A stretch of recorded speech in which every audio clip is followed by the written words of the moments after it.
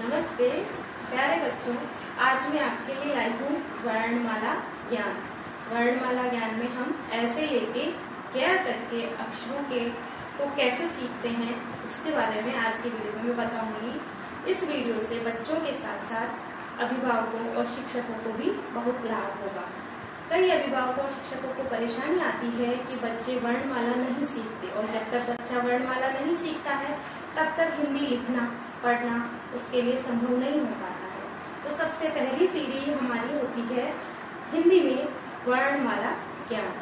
वर्णमाला ज्ञान कराते समय हम अक्सर क्या गलती करते हैं कि एक ही दिन में बच्चे को कभी 4-5 वर्ण बता देते हैं और लिखा देते हैं, पढ़ा भी देते हैं, लेकिन बच्चा उनको पकड़ नहीं पाता है। तो हमें करना क्या है यहाँ पे कि एक दिन में जो छोटा बच्चा नव प्रवेशित है उसको हम एक दिन में एक ही वर्ण सिखाएं। और दूसरी गलती हम ये करते हैं कि एक वर्ण के साथ में एक ही शब्द का मेल बता के रह जाते हैं।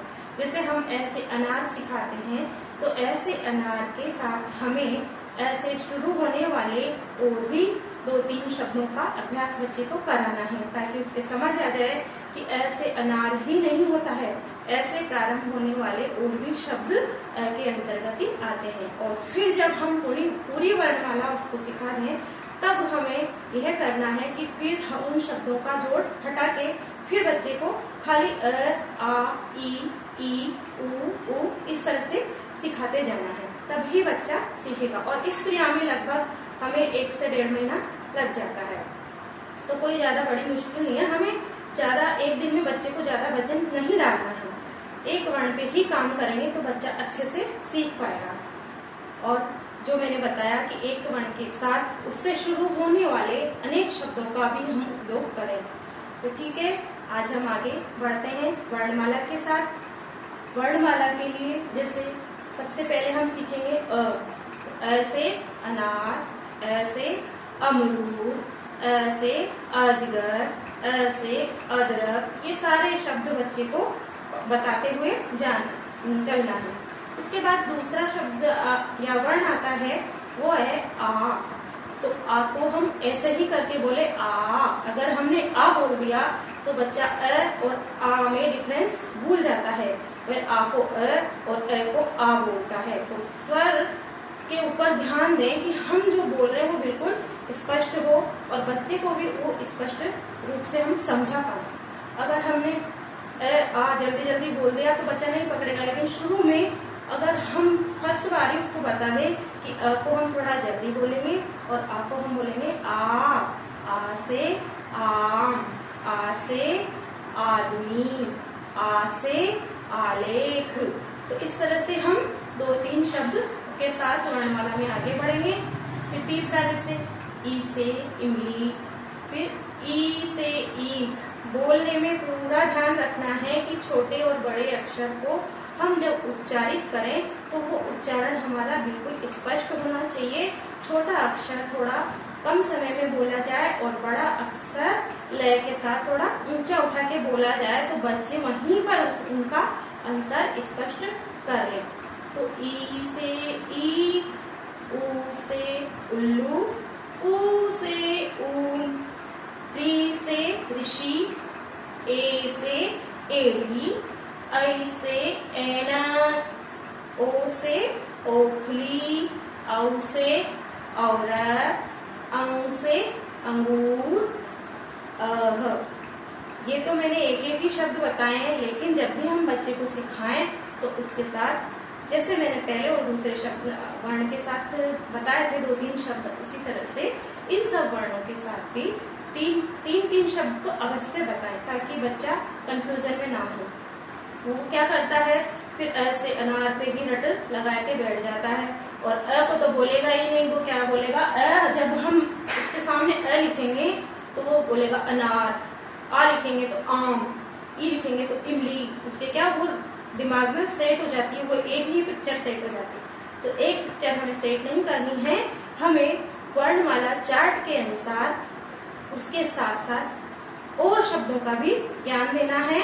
हमारे पास बुक्स भी होती हैं जिनमें कई बुक्स में एक वर्ण की कई पिक्चर्स होती हैं, तो उन सब के साथ हमें एक एक वर्ण की पहचान बच्चे को करवानी है।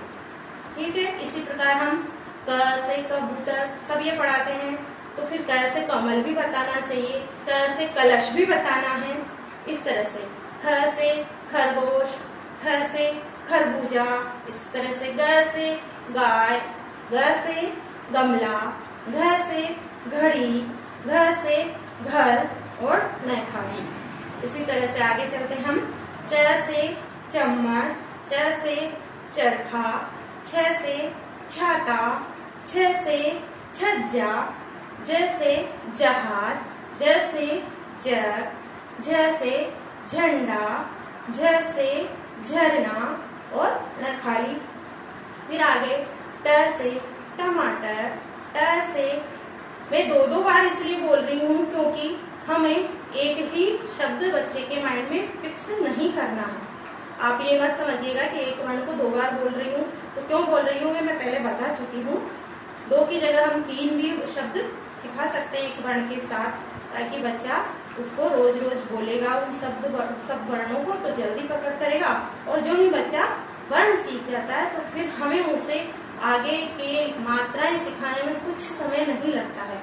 मात्राएं वर्ण अगर आ गए तो मात्राएं आसानी से बच्चा सीख जाता है।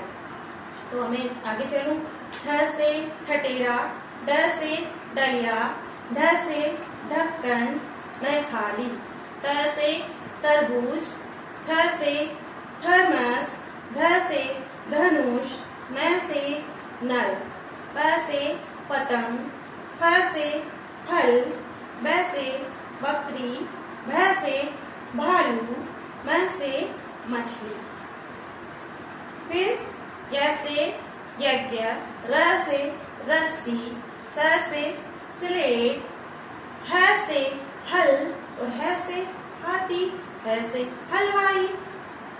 इसी तरह से आगे क्ष से क्षत्रिय, त्रि से त्रिशूल और ज्ञ से ज्ञानी। इसके अलावा हमें वर्णमाला में 3 वर्ण जरूर सिखाने हैं।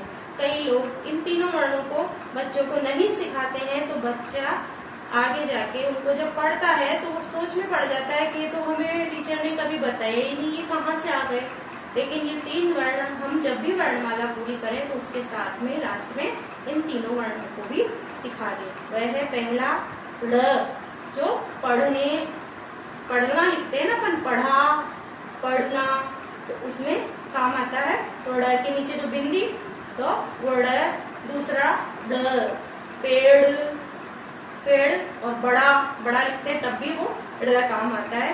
तो ये बहुत काम आने वाले शब्द वर्ण हैं, इन्हें भी हमें सिखाते जाना है। साथ में एक और है श्र, जो श और र के योग से बनता है। तो श्र जो श्रीमती, श्रीमान बहुत जगह लिखने में आता है, और ये भी वर्ण हमारे बहुत काम आता है। तो हमें वर्णमाला के साथ इन तीनों वर्णों का भी बच्चे को ज्ञान कराना है।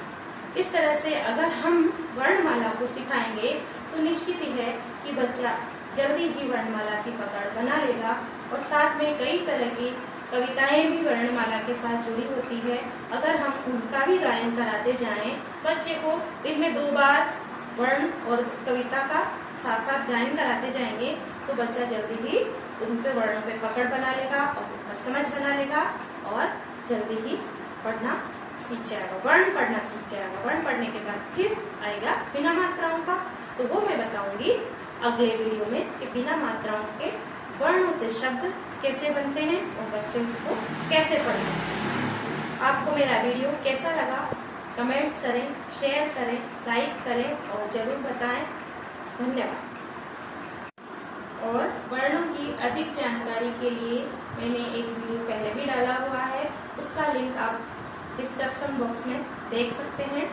और उसमें बहुत मैंने गहराई से वर्णों के प्रकार, वर्णों की ध्वनियों आदि के बारे में बताया हुआ है, जो बड़े बच्चों के लिए उपयोगी है। धन्यवाद।